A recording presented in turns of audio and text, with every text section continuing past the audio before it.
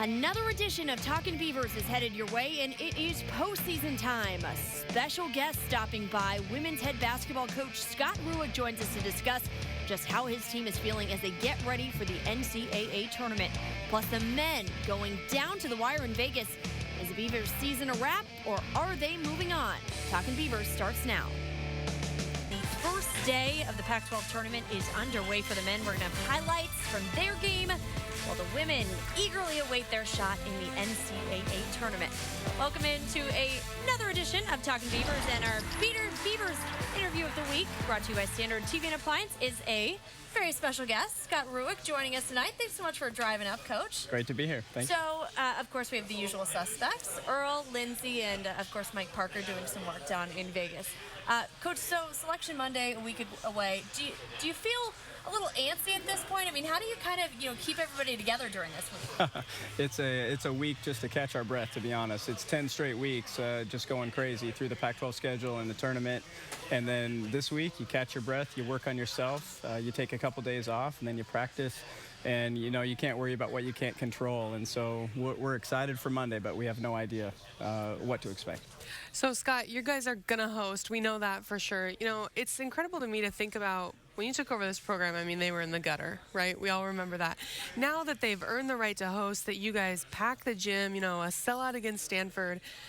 What's that like for you, especially because you were at Oregon State as a student back when Earl played, back in the day, when the men were rolling, and how much the community loves basketball? Yeah, well, it was a special night against Stanford. That packed house reminded me of those days when I was up in the stands watching him play, and that brought back some incredible memories. And there were some moments where I just would look up and say, man, this is a dream come true, and so that's what it is. It's I knew coming back to Oregon State as a coach, if we build it and if we have a team that's worthy of support, and you don't have to win every game, but worthy of support, that Oregon State fans will support us. And a sellout, I didn't know if we could ever quite get there. I hoped, that was the dream. But I'm so excited about what this group's done. They're worthy of support, and Beaver Nation never disappoints. I know, obviously, you would have loved to win a Pac-12 tournament crown. Revisiting that Stanford game, when you take a look at that first quarter and the rest of the game for you guys, what kind of stands out when you've had some more days to mull over that? Yeah, I'm a lot of pride, to be honest. A year ago in that game, we were up, I think, 27 at halftime against UCLA in the championship game. And this year, it felt similar. The way we came out of the gates, this team was ready, and we played well. We were scoring from everywhere, all 5 positions. And then, I think the fact that we didn't have Katie McWilliams for the duration of the tournament really caught up to us. And when you play Cal, UCLA, and Stanford back to back to back, you need to be at full strength. And it's just like the second half hit, and we hit a wall. And, for this team to shoot 4 of 24, that's not typical, even against a great team like Stanford. And so I just love the way we played, and I think it's a perfect lead-in to the national tournament. And that's what I was thinking. You guys probably had the toughest road to the championship. You had to play 2 of the most athletic teams in the conference.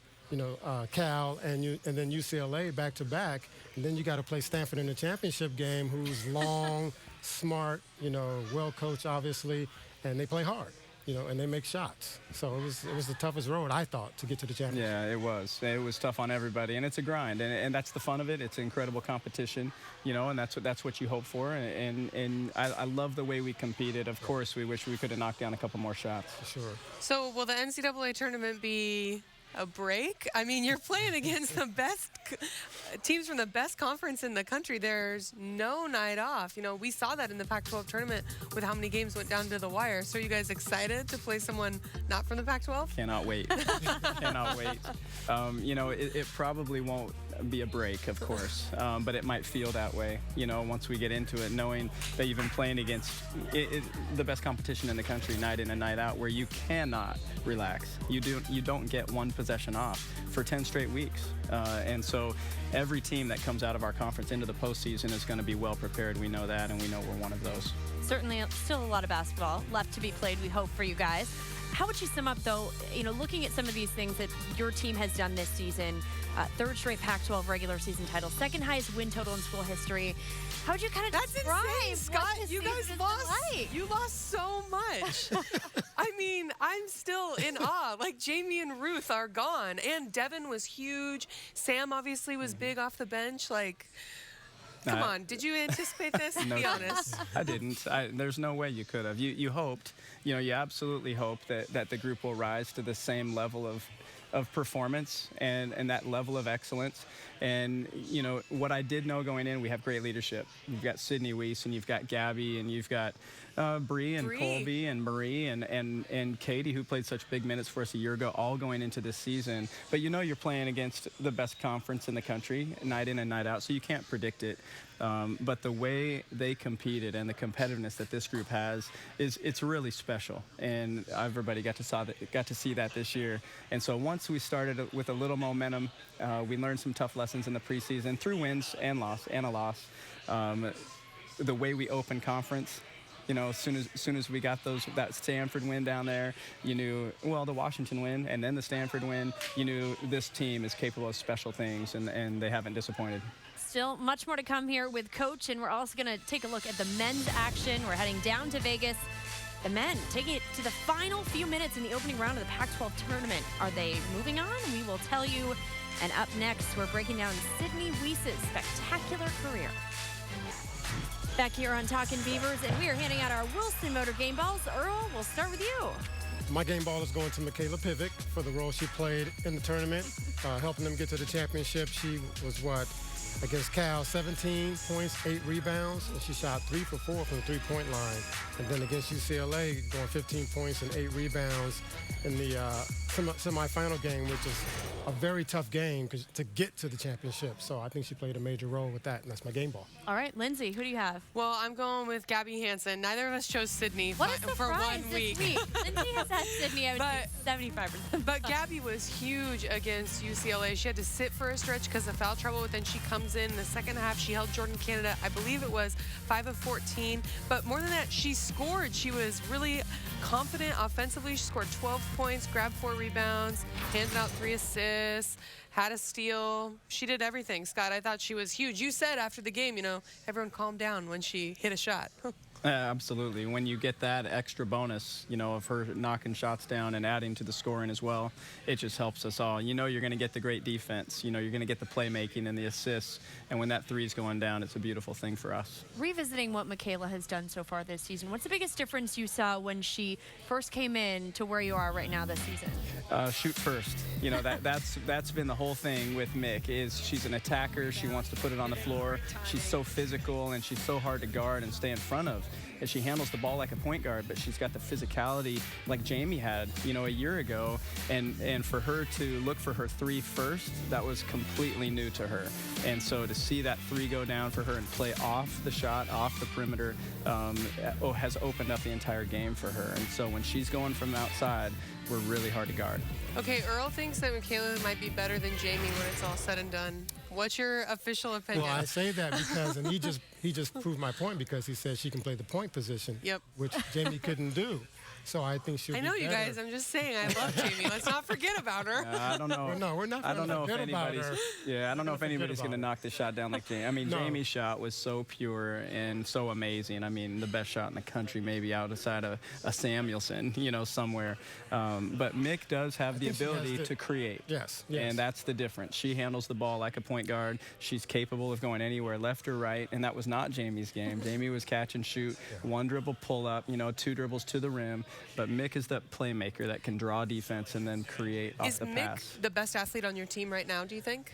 I think, well, it'd be hard to argue against her, for sure. I mean, somebody that can throw the javelin and win state, somebody that can run for days in cross country and finish 3rd in the state, and then somebody that can put 30 points up when she needs to on the basketball court, and rebound against anybody. So, she's a dynamic athlete.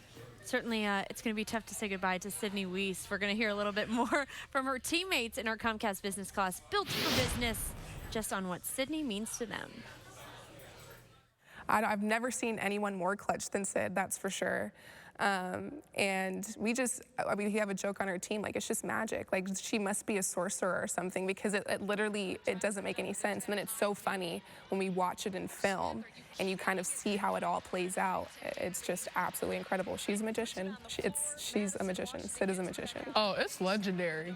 It's like I expect her to come through, but at the same time, just certain shots are just unbelievable. And like her work ethic, when you see her in here getting shots up at times where you're like, man, I'm exhausted. And she's just in here shooting. And I'm like, where do you get the strength? Like, where do you get it from? And it just transfers over to the court. So, I mean, in that aspect, I'm not surprised, but at the same time, she's done some unbelievable things.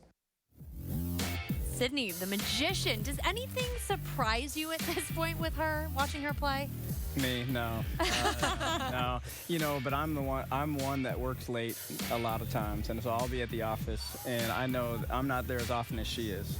She's in our basketball practice facility almost nightly, working on her game by herself. And so those things that seem magical are through so much hard work and dedication and preparation, and then because of that, so much confidence comes out. And so this person has this incredible desire to win and to be the best, and she loves this game as much as anybody I've ever been around. And that's saying something, being a coach's kid and growing up in this game for 40-some years now. She loves this game, and she plays for herself, but she plays for everybody else too, and it's kind of just her platform in life. It's her way of giving to everyone around her. Lindsey Gottlieb, the Cal coach, said after they beat Cal in the quarterfinals that she doesn't think, and this is coming from someone who has watched Kelsey Plum play for the last 4 years too, she doesn't think there's anyone in the Pac-12 who has hit more big shots than Sydney Weiss over the last 4 years. I think her exact quote was, "You go under one screen and she's drilling a three." Yeah. I thought that was a huge compliment. Yeah, that is, and that's saying something because Lindsey's been around a lot too. And so Sid, you know, this year we've seen that. You know, Kelsey put up incredible numbers and is an unbelievable player. But Sid hit the biggest shots of the season over and over and over again, including against Washington in that game and then at Stanford. And so this team has done so many firsts, and you trace those back, and the key plays were Sydney coming through. Now, at the same time, it was her teammates, and it was the great defense that our team played to allow us to be in those positions, but it was Sid hitting just huge shot after huge shot. So next up, the NCAA tournament, obviously eagerly awaiting selection Monday. As you look, you know, you said you gave the girls a couple of days off earlier in the week. They practiced, Wednesday, Thursday, Friday. Yeah. How do you kind of approach this week? Because, again, it's got to be kind of a strange just to have that big break in the middle. Do you like it? What are you hoping for? I've wondered if coaches wish that the tournament was at the same time as the men's. Yeah, that's the norm. And so initially, it did disturb me. Our first year, 4 years ago, was very strange. And so you wish we could do it like normal, just have 1 week and go. Right. This year, and with the impact that the 10 weeks takes on you, having a week off is kind of nice. And so this week, we're working on us and what things could we improve from the weekend, and then we get ready to hit the ground running on Monday. Nice to take that mental break. You need it. We all need it. As you look at something Lindsey has always brought up is the strength of the Pac-12, but kind of that East Coast bias. Do you feel like the Pac-12 gets the love that it deserves in the women's basketball world?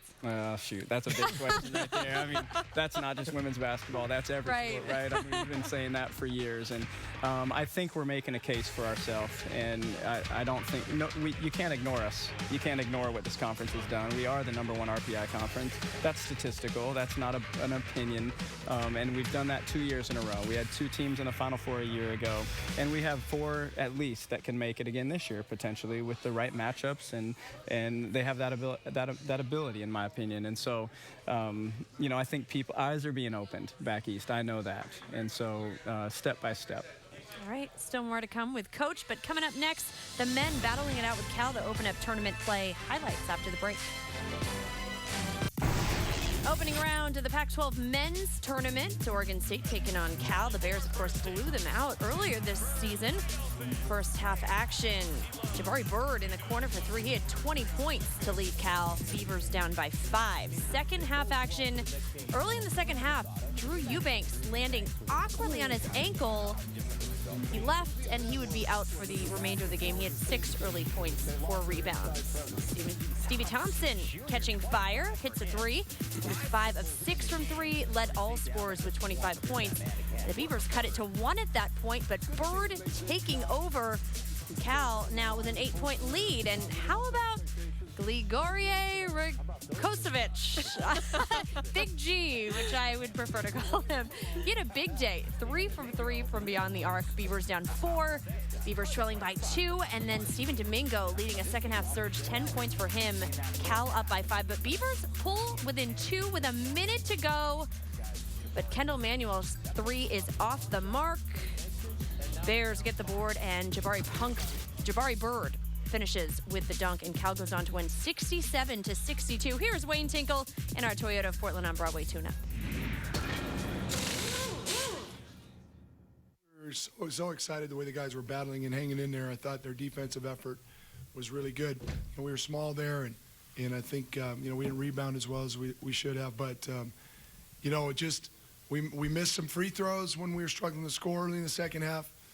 And then a couple times we got off page defensively, gambled, and they made us pay with back-to-back threes. In the past, our guys would have let 1 or 2 of those plays blow the game open.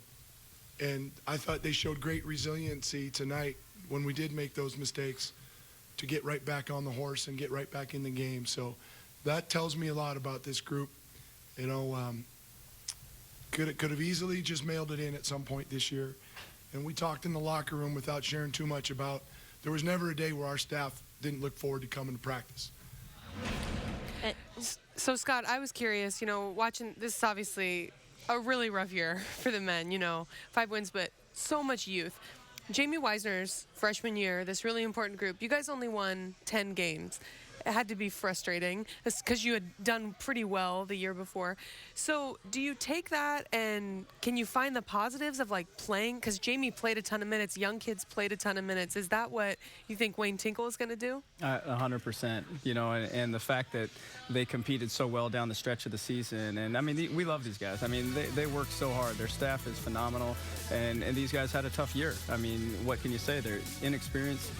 Along with injury, in a great conference like the Pac-12, what can you do other than keep competing? And so all these lessons that they learned, the pain that they felt this year is going to fuel the future. And that's what happened to us that year. I mean, it was a miserable year. We lost our point guard, and we just weren't experienced enough to compete in this conference and win anyway. We were close, but we couldn't win to the level that anybody would want. But it fueled the future. And so that next year was tournament number 1. And here we are in our 4th consecutive year now, fueled by that pain. All right, more to come here on Talking Beavers. Still ahead, a special tomboy story as we sit down with Oregon State head softball coach Laura Berg. In tonight's Les Schwab Quick Fix, our Lindsay Schnell sitting down with head softball coach Laura Berg. We live in a world where society sometimes tells young women they need to fit in a particular box. They have to be super feminine. They can't be showing toughness, showing strength. When you talk to little girls, what's your message about why it's okay to embrace those things? That's one thing that I struggle with my team right now. Actually, they're pretty good about, not wearing bows. But, we go out on the recruiting trail, and there's big old bows that young softball players are wearing. And, I kind of question my athletes about that. And, the whole thing, coach, no bow, lesbo. And I'm just like, you guys, you don't need to wear a bow to be feminine. You don't need to put makeup on because we're on TV. Be an athlete. I don't see guys out on the field smoking cigars to show how masculine that they are. We don't need to do that as athletes. So with little kids, when you hold softball camps, how do you start those conversations with little girls about, like you said, you can be feminine in all different ways and being strong is cool? I just kind of go over my history. My mom calling me a tomboy and climbing fences and climbing houses and playing tag with the neighborhood guys. And, just that it's okay to do things like that, to get dirty, to get muddy, and then, take a shower and go wear a dress, and go and play dolls, or, and that's okay. We've all done that growing up. That and many more stories coming up on our Tomboy documentary this Sunday at 9:30. Very interesting perspective from Laura Berg, Lindsay. As a dad, I can relate to this with 2 girls and Alyssa playing for Scott, but we had to bribe her as she was growing up to wear dresses because she was Really? I mean, she was a big tomboy, of course, playing on a boys basketball team when she was growing up. So I can totally relate, and it's good to see. That's and awesome. so many, we did the symposium on Monday, and they were talking about just how many of great female athletes started out on boys teams. And it wasn't about being the best girl, it was about being better than anyone else. So a lot of interesting stuff in there. Real quick, Scott, as you're looking forward to the tournament, what sort of things do you feel like your team really needs to shore up in the next couple of days? Well, I think we just need to keep doing the things we're doing. You know, we're based on defense. We need to play the best defense I mean, we played great D, and we have been, and so that needs to continue. And then offensively, just continue to do what we did all weekend and through the first half of the Stanford game. And so I think we're in a great place, you know, and so just be us. Just be us. All right, well, we'll be back here next Monday, Selection Monday. Join us Monday at 11 p.m.